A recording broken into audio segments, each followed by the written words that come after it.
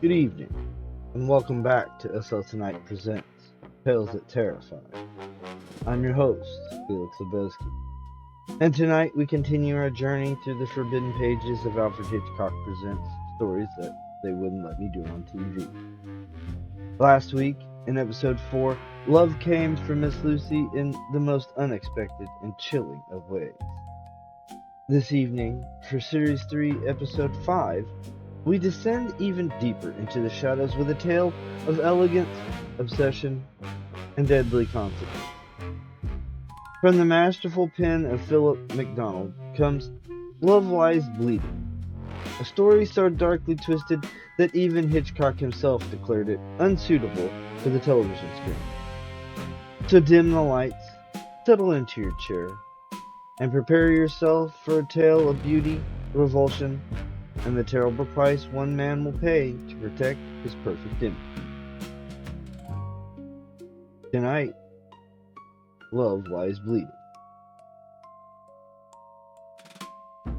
Cyprian didn't like rushing over dinner, so they had eaten early.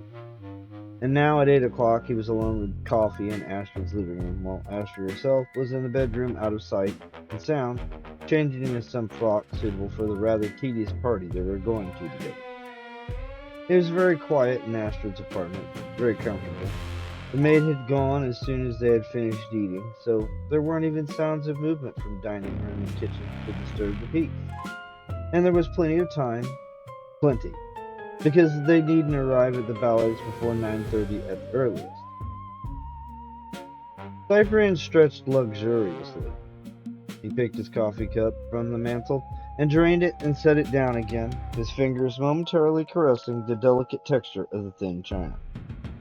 He strolled about the room, thinking how well Astrid had done with it, taking pleasure in the blending and contrast of color under the soft lights, the balance and position of furniture, the choice and subject of the few paintings. He went back to the mantel and took the fragile, thistle-shaped liquor glass from beside his empty coffee cup. He couldn't remember what was in it, and sniffed at it, his thin, sensitive nostrils quivering a little as the sharp, bitter orange aroma stung them pleasantly. He smiled. He should have known that Astrid wouldn't make mistakes. He sipped slowly, letting the hot stringency slide over his tongue. He turned his back to the room and faced himself in the big mirror over the mantel, and was pleased by what he saw. He could find this evening nothing at variance with the appearance of Cyprian Morse as he wished it to be. With absorbed interest, he studied Cyprian, the graceful, high-shouldered slenderness so well set off by the dinner jacket of midnight blue, the fine-textured pallor of the odd, high-cheekboned face with its heavy-lidded eyes and chiseled mouth which seemed to lift at one corner, and sat in satire perpetual, but never overstressed. The long, slim fingers of the hand which twitched with languid dexterity at the tie which so properly enhanced the silken, snowy richness of the shirt and its collar. The blue gleam of the carved lapis lazuli in his signet ring made him think of Charles, and the time when Charles had given it to him. He turned away from the mirror and sipped at the liqueur again, and wished Charles were here, and wondered how long it would be before Charles returned from Venezuela. He was looking forward to Charles and Astrid meeting, though he wasn't too sure what Charles' initial reaction would be. Astrid would be all right, of course, and after all, Charles would very soon find out what she was like, just an awfully nice girl, and a great and inspired designer. He toyed with visions of making Charles's work, too. With Astrid doing the sets and Charles letting himself go on weird, macabre decor, Cyprian Morse's Ebenezer could well be the most sensational production ever seen in the theater. Cyprian finished the liqueur and set down the glass. Still musing on the possibilities of Ebenezer, he dropped into a big, low chair and found himself, his eyes almost level with the coffee table, looking straight at a photograph of Astrid he hadn't seen before. It was an excellent portrait, oddly and interestingly lighted, and the camera had caught and registered that somehow astringent little smile, which some people said spoiled her looks, but which had always been for Cyprian a sort of epitome of which he liked her. He went on looking at it now, and thought as he had thought many tigers looking at her in life, how necessary a smile it was.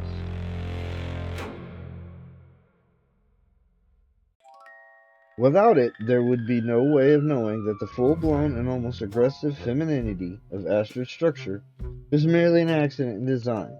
No way of telling that in fact she had no nonsense about her, but was simply the best of designers, and he was beginning to believe more and more of their association developed the best of friends.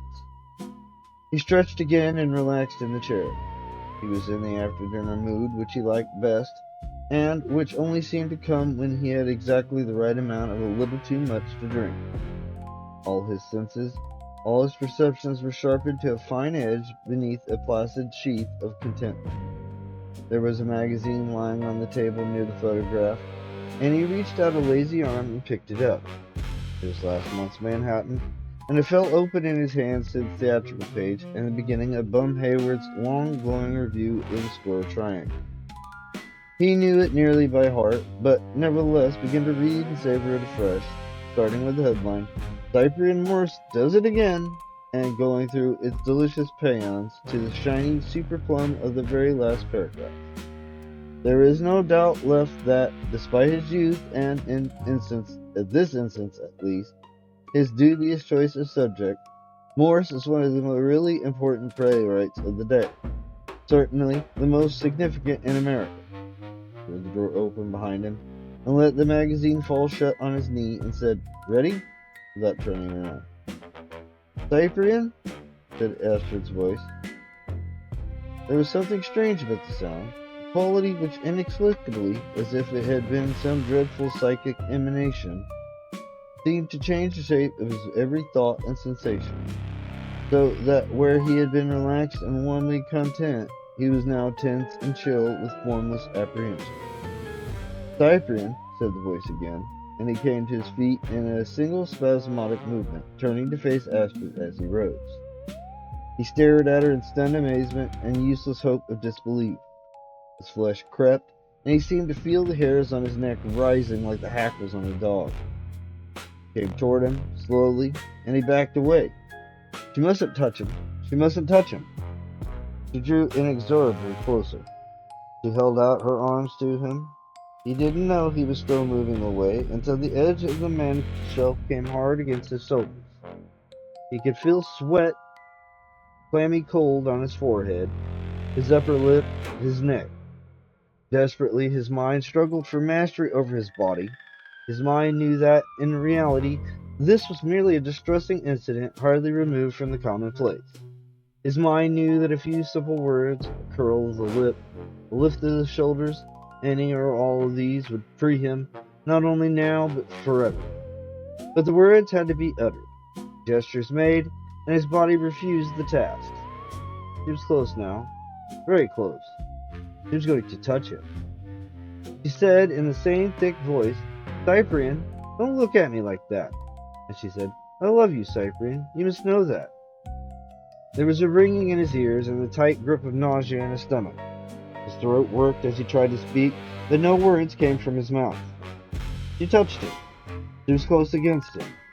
His body could feel the dreadful, soft warmness of her.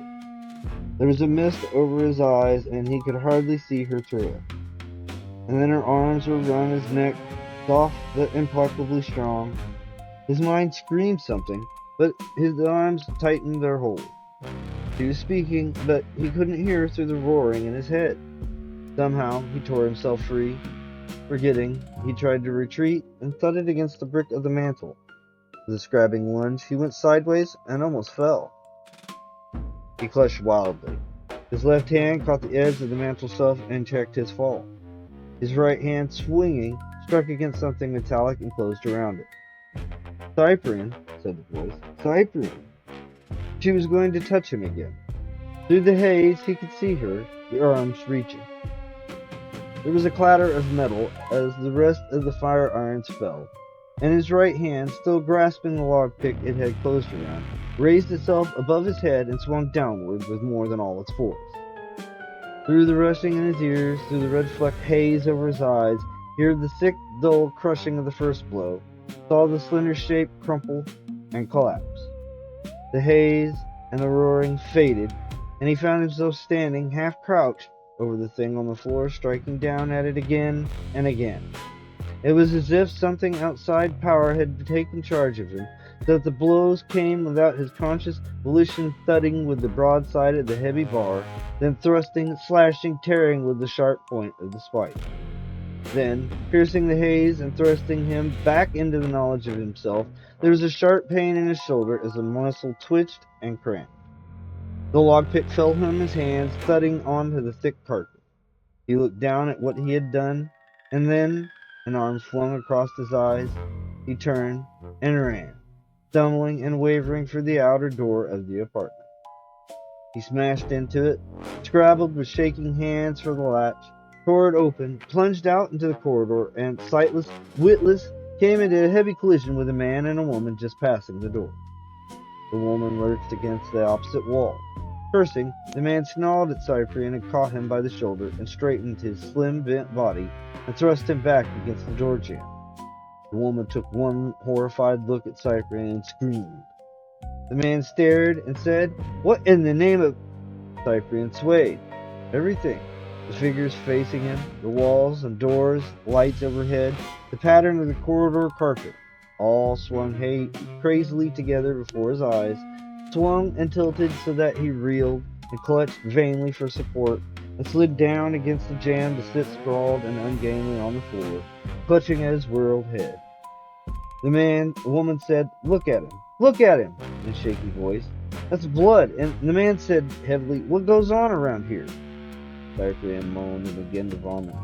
Above him, the man said, "I'm going to take a look in there," and moved through the open doorway. The woman went after him, and there glowed in Cyprian's mind the first sudden and frightful awareness of his danger. Even as another spasm shook him, a tiny, self-preservatory spark was born, and when the woman began to scream just inside the door, he was already mumbling to himself, "There's a man. He went through a window." And then the beginning of the long nightmare. The man and woman rushed out of the apartment, shouting. Doors opening, people, more screaming, trying to get to his feet and follow. More men, one in shirt sleeves, another in a robe, standing over him like guards, sirens wailing outside, whistles, noise, voices, elevator doors clanging, and heavy feet tramping down the corridor, new voices, harsh and different, men in uniform, the other faces going, new faces staring down at him, looming behind the harsh voices. A hand as ruthless as God's pulling him to his feet. He wanted help. He craved succor. There's a man. He went through the window. He wanted a friend. He wanted Charles. Charles would know what to do. Charles would deal with these bullying louts. There was a man. He went through the window. And Charles was thousands of miles away. The nightmare went on. The questions, first in the room where men, not in uniform, now worked over the horror on the floor, muttering to each other, measuring, flashing lights, pointing cameras, scribbling in notebooks. Then in another room, after a hellish siren, screaming journey in a crowded car, questions, all framed with the certainty, the knowledge that he had done what he must not admit having done.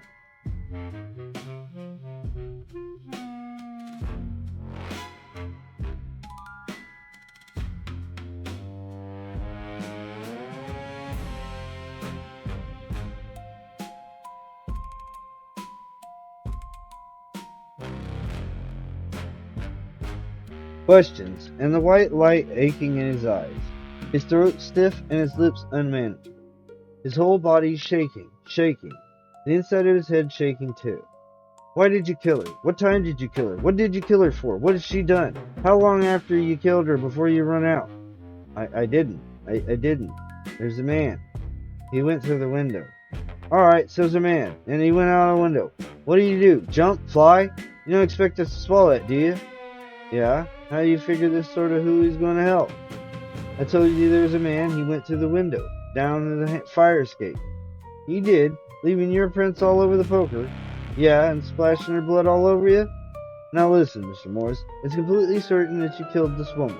The evidence is overwhelming. Can't you realize you're doing yourself no good by your attitude? I'm telling the truth. There was a man. I was in the bathroom. I heard a noise. I ran in. I saw Astrid. There was a man. He climbed out the window. I'm telling the truth. Very well. So you're telling the truth. Which window did this man go out? Yeah, and how come he locked it behind him? Never mind that, Mr. Morse. Answer the other question. Which window? I don't know. A window in the end wall next to the fire escape? Which window? Right as you face or left? Yeah. Which? One of them was locked, bud. Which? Questions. And the like. Questions all around him. Questions from the faces. Coarse, brutal faces. Sharp, fox faces. They begin to associate themselves with the voices. And another face with wise, gray eyes was watching him over. Face with no voice. A face in the corner. A face more to be feared than all the faces with voices. Questions and the like. Time, standing still, immobilized. He had always been here. He was always going to be here. There was a man. He went through the window. It was a pattern, diabolic and infinite. Fear, questions, fear. Fear, light, fear, fear, fear, fatigue. Fatigue. First, a dull, dead core of exhaustion, but now beginning to reach out all around itself, encroaching more and more on all other feelings. Until even fear was going, almost gone. Why didn't we wind this up, Miss Morse? Yeah, we know you killed her, and we know. We know. Why not get it over with? Yeah, how about it, fella? Why don't you come clean so as we can let up on you? Fear flickering again, momentarily reborn. I didn't. There's a man. When I ran in, he was climbing out the window. An instant, a picture forming behind his eyes. An image of Charles. Tall, tough, elegant, dangerous. One shoulder lifted higher than the other, cigarette jutting from the corner of his long mouth. His creased face creasing more in a mastering smile. Charles coming through the door, being suddenly framed in the doorway, standing, looking down at the faces, the stupid, crafty animal faces, then his eyes closing, his head falling forward, then nothing, except the hard scratching feeling of the tabletop against his cheek, and a ghost smell of soap and pencils and agony. A rough hand biting into his shoulder, shaking, his head lolling, jerking back and forward like a marionette. Then a new voice, quiet, sharp, charged with authority. That's enough. Let him alone. Shraff, you can go find Dr. Ennis. This isn't an Bowery bum you're handling. Head resting on the table again. The voices muttering all around him, not thrusting at him now. Consciousness of someone standing over him. Not touching him, just standing. Opening his eyes, forcing muscles to roll up the ton-weight lids.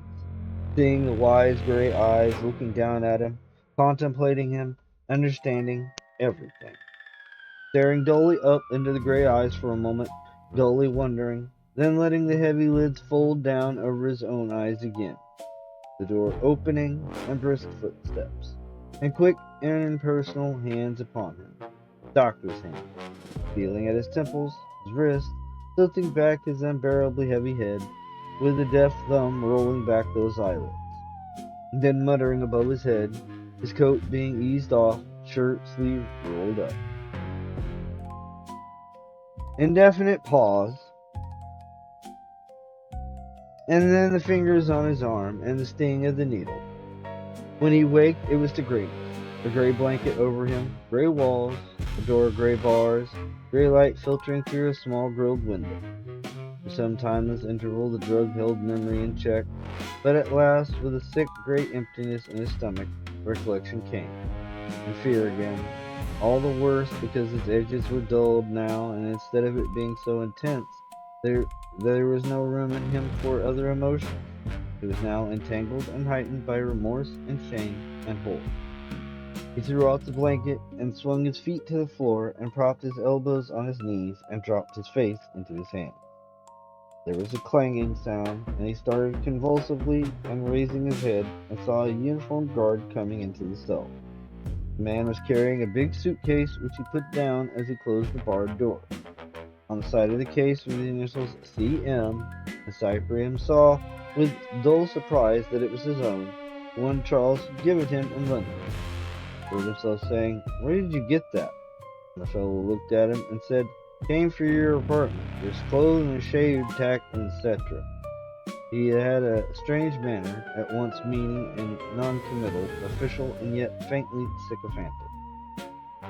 He came closer to Cyprian and looked down at him. He said, "Mr. Fryer fixed it, and they're about sending out for what you want." A little faint glow of warmth came to life somewhere in Cyprian's clothing. "Trust John Fryer," he thought. The guard said, "You like anything now? Breakfast or just coffee?" Cyprian went on staring at him. It was as if his mind was so full that he didn't hear words until long after they had been spoken. "Coffee," he said at last. "Just coffee." The man nodded and went to the door and opened it again, and paused. "A few papers?" This time the word penetrated fast. Cyprian recoiled from them as if they were blows. "No!" He said, "No, no!" He closed his eyes and held them screwed shut until he had heard the door open and clang shut, and the receding footsteps echoing. Shatters shook him at the thought of newspapers. Once more he covered his face with his hand.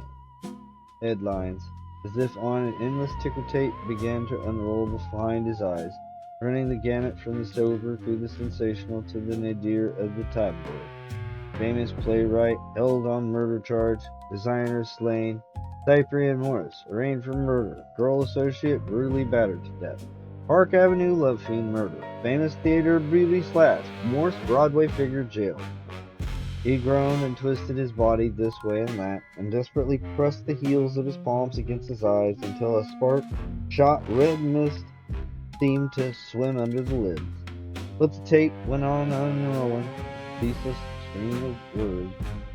He jumped up and began to pad about the cell, and then mercifully heard footsteps in the corridor again and mastered himself and was sitting on the edge of the great cot when the guard reappeared with a tray. He mumbled thanks and reached for the coffee pot, but his hand trembled so badly that without speaking the man filled a cup for him. He drank greedily and felt strength coming back to him. He looked up and said, is it allowed to send a cablegram?" "Could be. Then okay from a warden's office." The fellow reached into a pocket, produced a little memo pad and a stump of pencil. "Want to write it down?" Cyprian took the things. Once more he mumbled thanks. He didn't look at the man. He didn't like his eyes. He began to write, not having to think, letting the pencil print the words. "Charles de Lastro, Hotel, Castilla, Venezuela. In terrible trouble, need you desperately, please come. Reply care John Fryer, Cyprian." He handed the pad and pencil back, and watched the while what he had written was read. He said, "Well," and met the eyes again as they flickered over him. "Seems like this'll be okay." The guard took the blue pad back and went to the door. "I'll look after it." Once more the clanging, footsteps dying away, and Cyprian was alone again. His hand steadier now, he poured himself more coffee. Any action to keep him from thought. He drained the cup, he picked up the suitcase and set it on the cot and opened it. Forcing himself to activity, he washed and shaved and put on the clothes he found packed. Suited dark blue flannel, white silk shirt, plain maroon tie. He felt a little better. It was easier to believe that this was Cyprian Morris, and he gave silent thanks to John Fryer. But there was nothing to do now, and if he weren't careful, he might have to start thinking. He lit a cigarette from the box in the suitcase and began to pace the cell. There were 5 steps one way and 6 the other. So this was Cyprian Morris. Perhaps he did feel better after all. Perhaps. Footsteps in the corridor again. 1, 2, 3 steps. John Fryer himself with another man in the garden. He opened the door and stood aside to let the visitors in, and clanged the door shut and stood outside, his back to it. John Fryer took Cyprian's hand in both of his and gripped hard. his white face strained. He looked less like a successful producer than ever, and more like a truncated and careworn Abe Lincoln. The man with him towered over him, a lank, loose-limbed, stooped giant with a thatch of white hair and seamed unlikely face, which was neither saints nor gargoyles, but something of both. John Fryer said, "Cyprian," in a voice which wasn't quite steady. He made a gesture including the third man. He said, "Julius, meet Cyprian Morse. Cyprian, this is Julius Magnusus." Again, Cyprian's hand was taken, an envelope in a vast paw, which gripped firmly, but with surprising gentleness. And Cyprian found himself looking up, tall though he was, into dark, unreadable eyes, which seemed jet black under the shaggy white brows. John Fryer said, "Julius is taking on your deaf case, Cyprian, and you know what that means." "Most definitely do." Cyprian hoped they wouldn't hear the trembling in his voice. "Is there anyone in America who doesn't?" Magnuson grunted. He turned away and folded his length in the middle and sat on the edge of the great bed. He looked at Cyprian and said, "Better tell me about it." Then moved a little and added, "Sit down here." Cyprian found himself obeying, but he couldn't keep meeting the dark eyes and gave up trying to. He looked up at John Fryer and essayed a smile.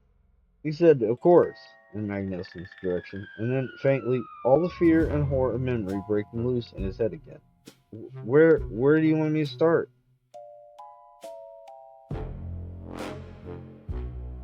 "At the beginning, Mr. Morse," Magnuson said, and Cyprian drew a deep breath to still the quaking inside him.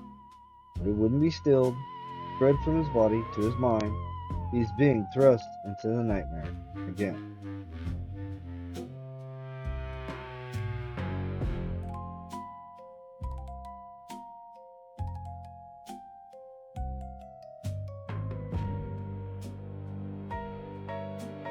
Okay, folks.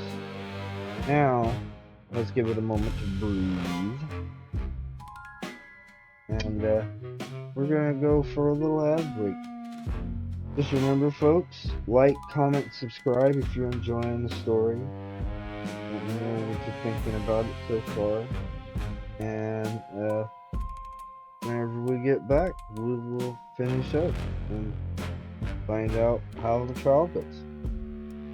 In the meantime, buy my book. Enjoy the cartoon.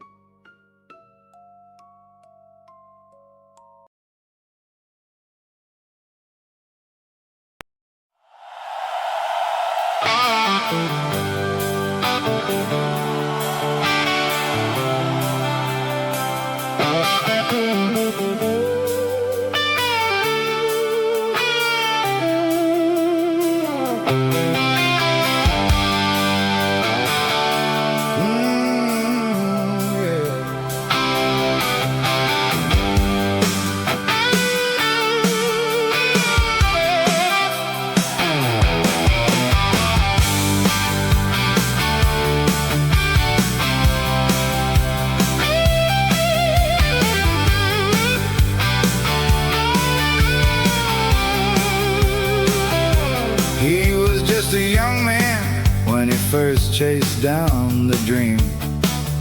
Seth said he had a fire burning brighter than anything he'd seen. Took a chance, made his move, put it all on the line. Now the lights are shining on him and the whole world knows his name. Mama said, "Be careful, son, you lose your way." He just smiled and told her, "I'll be coming home one day." Don't you know you're a rising star, and everybody wants a little piece of who you are. Don't you know you're a rising star, shining bright, but even bright stars fall.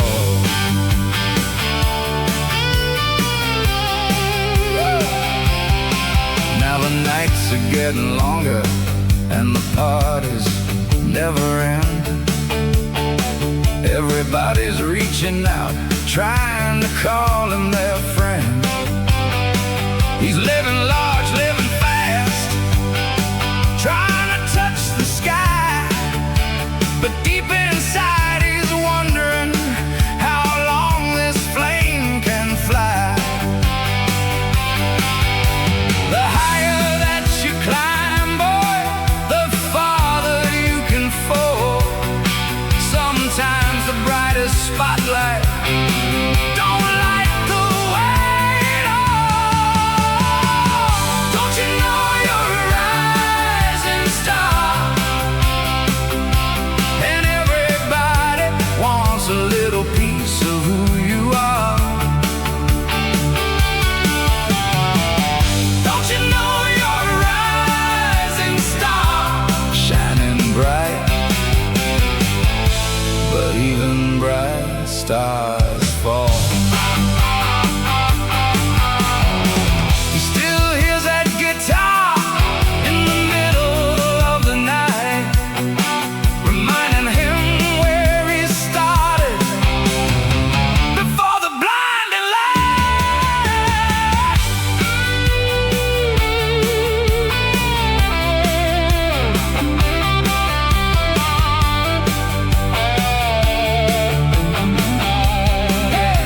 You are a rising star,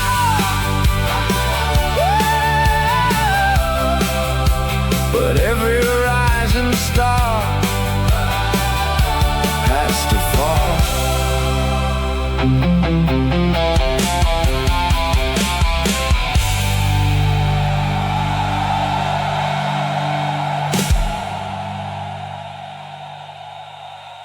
Looking for stories that'll keep you up at night?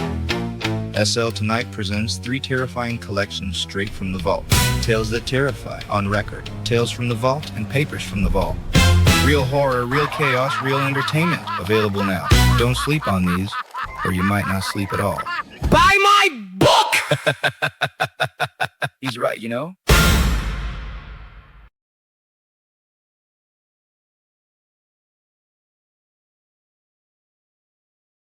Okay, and we're back. Apologize about that. Welcome back to Tales That Terrify. Hope you enjoyed the cartoon. Let's return to Cyprian as his friend Charles arrives shortly soon.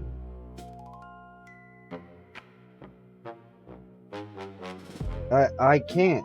I can't. Would it be easier if I asked you questions? Questions. Pattern returning. Fear, questions, fear, fatigue. But worse now, hiding from friends, not enemies.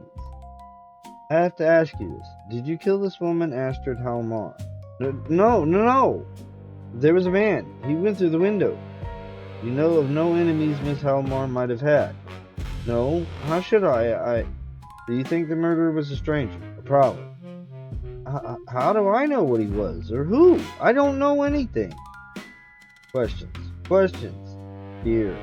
Thinking furiously before each answer without letting the pause be evident. Trying to screen the vortex of his mind with caution. Time standing still again. He had always been here. He would always be here.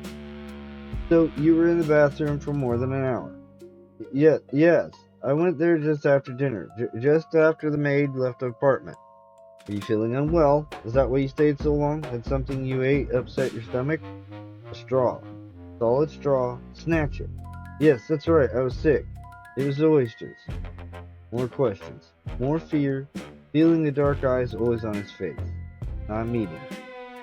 And you were just about to come out of the bathroom when you heard a cry. Am I right? Another straw. Snatch it.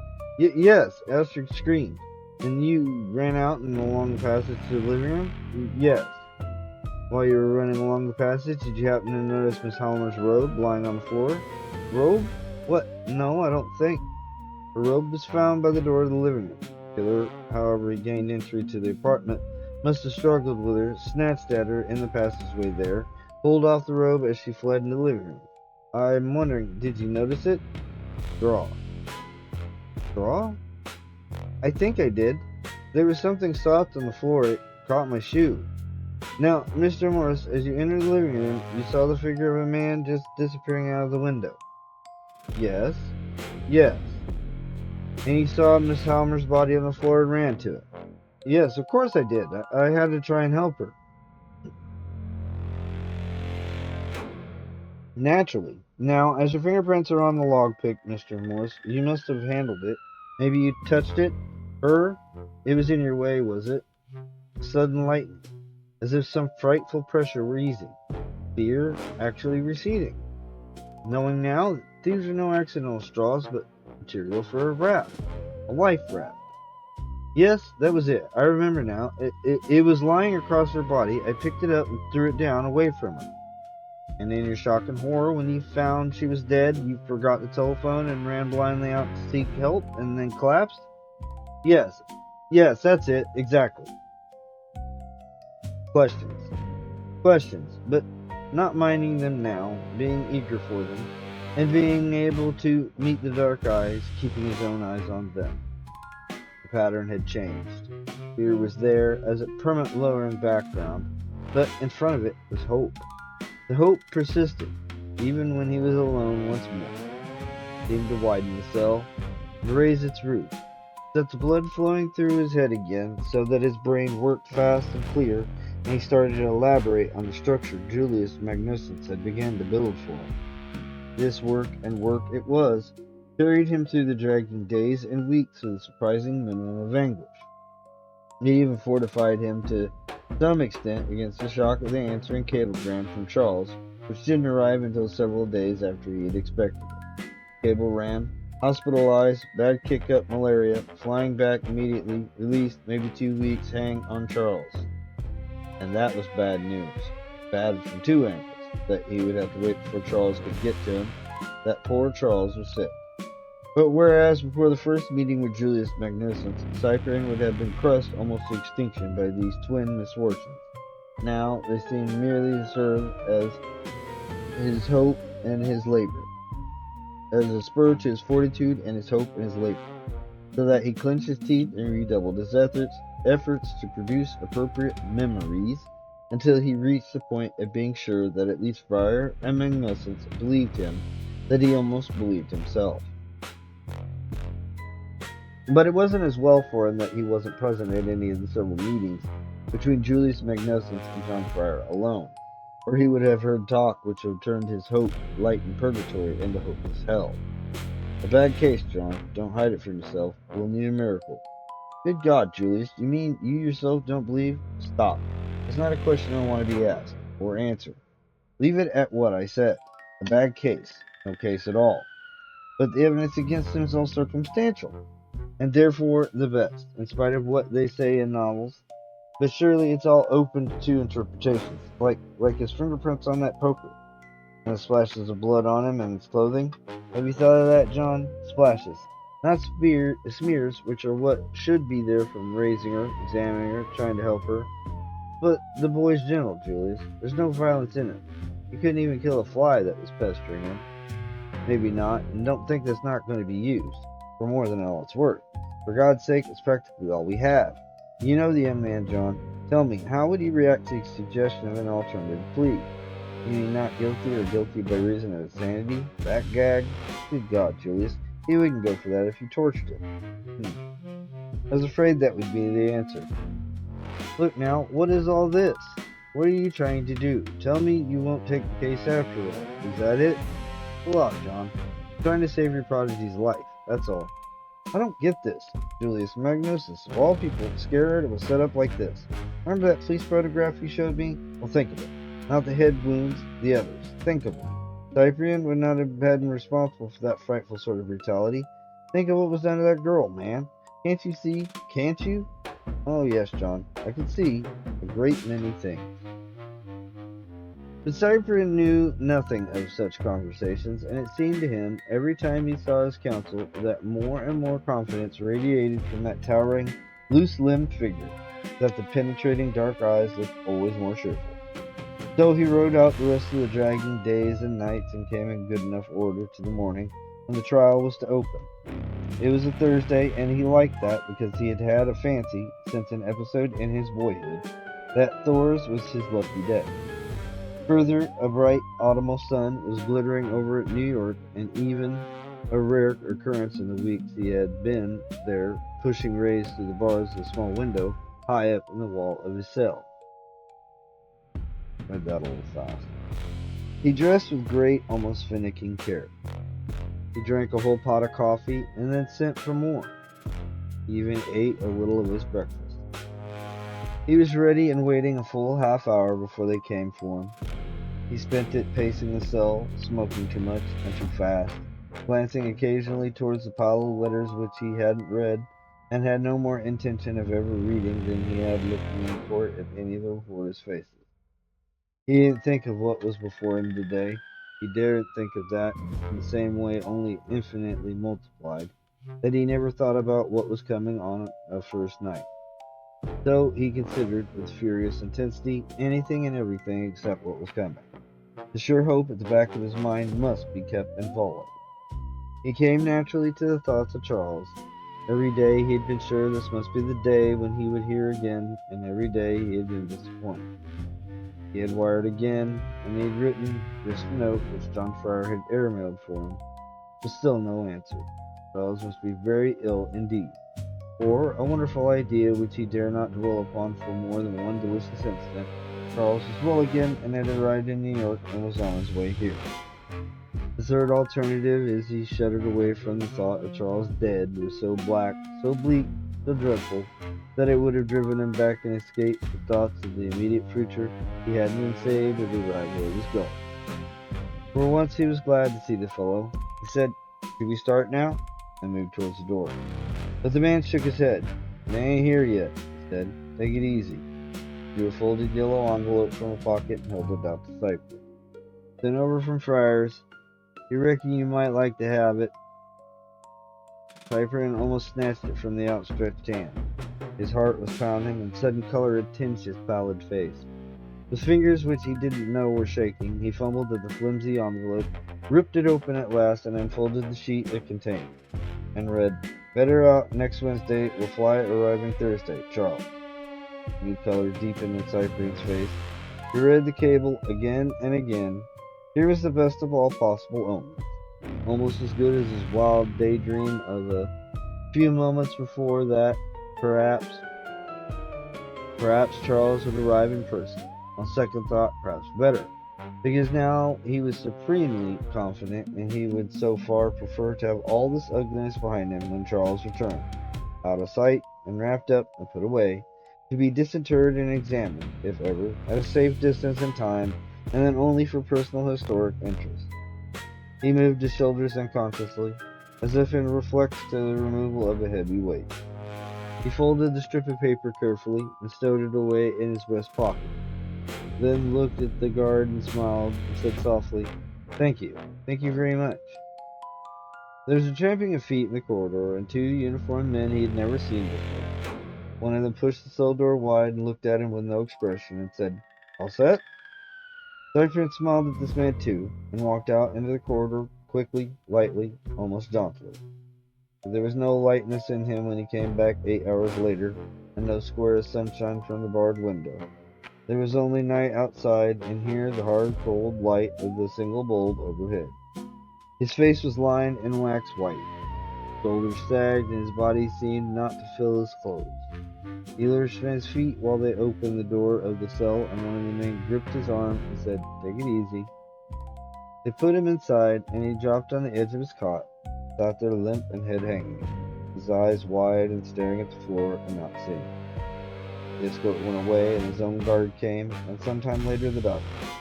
He couldn't get food down, and they put him to bed and gave him a sedative. He slept almost at once, and they left him. He lay like a log for 3 hours until the deadly numbness of fatigue had gone, and the drug had eased its grip. And then he began to murmur and thrash around on the cot, and in a moment gave a harsh, choked cry, and sat upright, awake. He remembered. He tried not to. He fought. He couldn't stop memory from working. He remembered everything, at first in jumbled pictures, then in echoing phrases. at last concentrated upon the gray-haired, gray-eyed figure of the district attorney. He recalled the whole of the clear and ruthless dispassionate opening for the prosecution.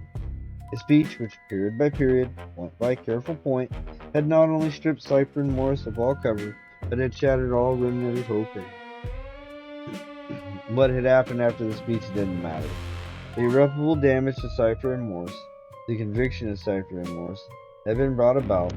Those witnesses, the silly, endless procession of them who answered silly, endless questions, there were just so many more nails in his coffin. After the speech, which showed such complete, such eerie knowledge and understanding, as if the speaker had not only seen everything that had happened, but had seen it with Cyprian's mind and Cyprian's eyes, after that all else seemed time-prolonging and sadistic anticlimactic. He didn't move. He sat as he was and stared into the abyss. Morning came and daylight, and people he heard and saw as if from a long distance. He moved then, but was almost unconscious of movement. It was as if his body were an automaton, and his mind a separate entity outside it, which had no concern with the robot movement. The automaton clothed itself, and ate and drank, and went with his mind in the uniformed men, and sat in the crowded courtroom in the same place as his undivided self had sat the day before. The automaton sat still and went through the motions of listening to his friends and counsel, of answering them when necessary, of looking attentive to the jabber-jab of the unending witnesses, and considering thoughtfully the closing speech for the prosecution, of hearing the crabbed judge rule the court this Friday should recess until the morning of Monday. But his mind, his actual self, was in hell without a permit. For 62 hours the automaton made all the foolish gestures of living. For unaccountable stages of distorted time, his mind gazed into the pit. The Monday came, and the automaton moved accordingly. But the clean-cut edges of the schism between body and mind began to waver before the two parts of him left the cell, as if something had happened which demanded they should be joined again. Resisting the pull, his mind began to wonder what had caused it. His refusal to see John Fryer or Magnificence during the recess, the odd, almost excited manner of his guard on bringing a newspaper into the cell and trying to insist on the automaton reading it, the looks which both his escorts cast at the automaton in the car on the way to the court. He didn't want the union. He would break, he felt, if he couldn't keep up the separation. But the pull grew stronger with every foot of the way, and almost irresistible as he entered the courtroom itself. And his mind felt a difference, strange, disturbing, agitated alteration, in the other minds behind the faces staring at him. And then, with a shivering, nauseating shock, his resistance went, and he was swept back into his body once more, so that he was stripped and next to the world again with no transparent armor between. It was the face of Magnificence's wizened clerk which brought it about, a face which always before had been harassed and grave and filled with foreboding, but which now was gay and eager and irradiated by a tremendous gnome-like smile. As Cyprian was about to take his seat, the smile was turned full on him, and his hand was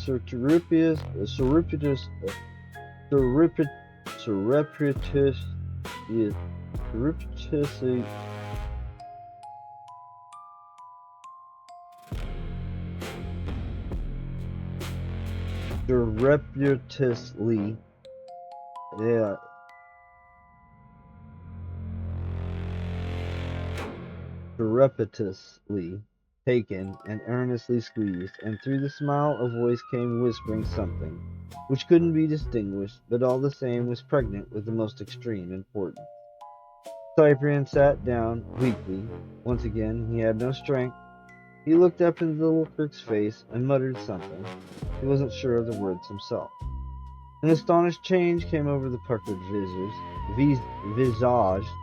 "Mr. Morse," the voice cracked in amazement, "do you mean to say you haven't heard?" Dumbly, Cyprian shook his head, small movement leaving him exhausted. "Not about the other killings, Mr. Morris. There have been 2 more murders of the unfortunate girls, in every respect the same as Miss Halmer's. Even the mutilation's identical. On Saturday night, the first victim was found, and another discovered in the early hours of this morning. Cyprian went on, staring up into the excited, agitated face. Don't you realize what this means? The voice was stammering now. All three deaths must be linked. You couldn't have caused the others. They're the work of a maniac, a Jack the Ripper. Fluttering hands produced a newspaper, unfolded it, waved it.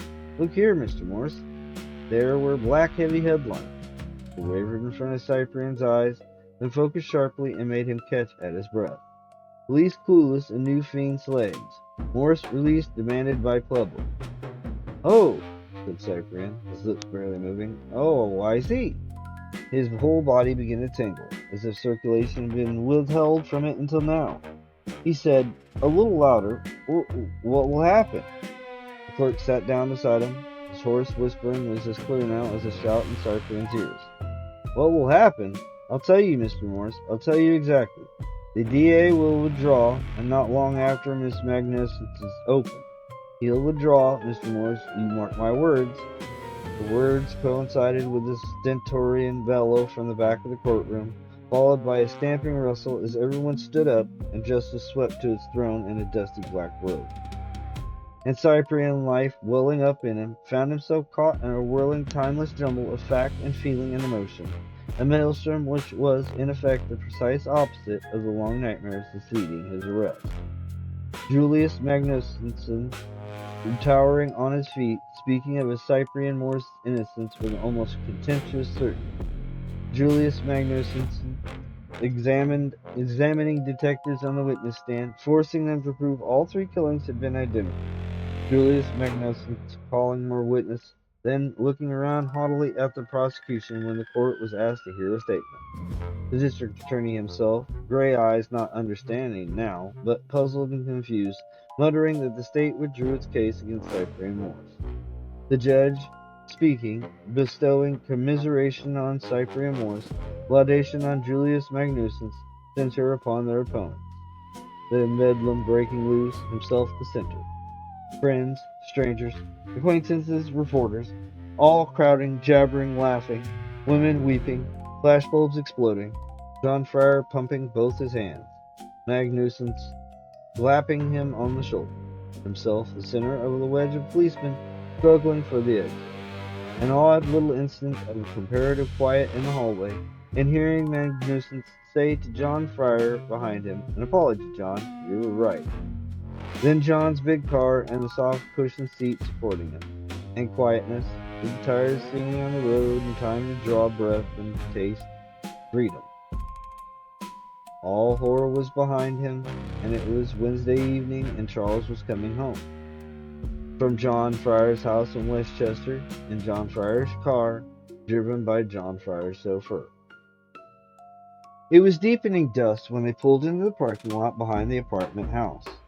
Cyprian peered and saw no sign of any human being and was pleased. He got out and smiled at the chauffeur and said warmly, "Thank you, Maurice. Thank you very much." And thrust a lavish tip into the man's gloved hand and waved a cheerful salute and walked off towards the rear entrance of the building. His footsteps rang crisply on the concrete, and a faint, wreath-like mist from his breathing hung on the autumn air. He suppressed an impulse to stop and crane his neck to look up to the penthouse and see warm lights glowing out from it. He knew they were there because he had heard John Fryer telephoning his servant, telling him when Mr. Morse was to be expected. Good old John, he thought. Thoughtful John. And then he forgot John completely as he entered the service door, and still met no one, and found one of the service elevators empty and waiting. He forgot John. He forgot everyone and everything except Charles. And Charles would be here tomorrow. That was why Cyprian had insisted upon coming home tonight, so that he could supervise preparation. He hurried the elevator with his mind, and when he reached the rear hallway of his penthouse, threw open the gate and was faced not by light and an open door and Walter's white, smiling black face, but by cold, unwelcoming darkness. He stepped out of the elevator and groped for the light switch and pressed it and blinked at the sudden glare. Frowning, he tried the door to the kitchen. It wasn't locked, but when he opened it, there was more darkness. No sound. No sound at all. A chill settled on his mind. The warm, excited glow which had been growing inside him evaporated with unnerving suddenness. He switched on more lights and went quickly through the bright tiled neatness and threw open an inner door and called, "Walter, Walter, where are you?" into more darkness still. Not much absolute darkness this time, but the more disturbing for that, the curtains across the big windows at the west side of the living room had not been drawn, and there was still a sort of gray luminosity in the air. Cyprian took 2 to 3 paces into the room. He called, "Walter!" again, and heard his own voice go up too high at the end of the word. And another voice spoke from behind him, a cracked and casual voice. "I sent him out for an hour or two," he said. "Hope you don't mind." Cyprian started violently. He gasped, "Charles!" and wheeled around and saw a tall figure looming in the grayness. His heart pounded in his ears and he felt a swaying in his head. There was no answering sound, and he said, "Charles!" again, and moved towards a table near the figure and reached out for the lamp he knew was on it. But his shoulder was caught in a grip which checked him completely. Long fingers, strong as steel, bit into his flesh, and Charles's voice said, "Take it easy, we don't need light just yet." Cyprian felt cold. His head still whirled. He couldn't understand, and the grip on his shoulder seemed to be paralyzing him, and he was afraid with that worst of all fears which hasn't any shape. He said wildly, "Charles, I don't understand." I couldn't get out any more words. He contorted all the muscles in his face in a useless attempt to see Charles's face. "You will," said Charles's voice. "You remember once telling me you'd never lie to me again?" "Yes," Cyprian whispered, and then his mouth drying with fear. "Let me go, you're hurting me." "Did you mean it?" His hand didn't relax its grip. "Of course, and I never have lied to you since. I don't understand." "You will." The grip tightened and Cyprian caught his breath. "I want a truthful answer to one question. Will you give it?" Yes, of course I will." "Did you kill that Halimar woman?" No, there's a man. He went through the window." "I thought you weren't going to lie to me." "Did you kill her?" "Oh, Little fingers bit deeper and Cyprian sobbed. "Did you kill her? Don't lie to me." Yes. Cyprian's face was writhing. His eyes stung with tears and his lips were trembling. "Yes, I killed her. I killed her." Grip eased. Hand lifted from his shoulder. He tottered on uncertain feet, and the lamp on the table jumped suddenly into life, and through the mist over his eyes, he saw Charles for the first time, and then heard Charles's voice say easily and softly, and with the old-time chuckle hidden somewhere in it, "Well, that's that, just so long as we know. I'd like a drink." He turned away from Cyprian and crossed with his lounging walk to the bar, a longing walk which always reminded Cyprian of the stalking of a cat. And suddenly, Cyprian knew. He knew, and in the same moment that understanding flooded his mind, he thought for the first time actively, thought of those other 2 deaths which had saved him from death. A scream came to his throat and froze there. He shrank into himself as he stood there, and Charles turned, glass in hand, and looked at him. His eyes burned in his head. He hadn't moved their gaze from Charles's face. He said, "You did it. You killed those 2 women. You weren't ill. You got someone else to send those cables. You heard about Astrid and you flew back without anyone knowing. And you plotted and planned and stalked, and did that. As if they were animals. You did that." His voice died in his throat. All strength went out of him, and he tottered to a chair and doubled up in it and sat calm. "Don't fret, dear Cyprian," Charles drank, looking at him over the rim of the glass. "We sit tight and live happily ever after." Cyprian dropped his head into his hands. "Oh my God," he said. "Oh my God."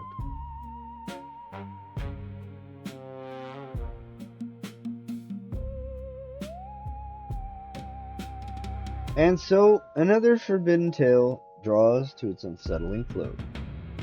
What a masterful piece of psychological darkness from Philip MacDonald. One can easily see why this story never made it to the television screen in Hitchcock's day. Some truths are simply too uncomfortable to show in the light. If you enjoyed this evening's presentation, or if it left you with questions of your own about love, loyalty, and the masks we wear, do leave your thoughts in the comments below. I read every one. Remember, you can find the complete anthology stories they wouldn't let me do on TV in the usual places. Highly recommended for anyone who appreciates tales that linger longer after the final page. And you can also find my Tales That Terrify collection on my Ko-Fi page at SL Tonight and on the website www.sltonight.com. Like, comment, subscribe. Thank you for spending this dark hour with us here on SL Tonight. I'll see you again very soon for the next chapter in Series 3 of Tales That Terrify, which will just happen to be Jerome K. Jerome's The Dancing Partner. So, till then, sleep well if you can. Good night.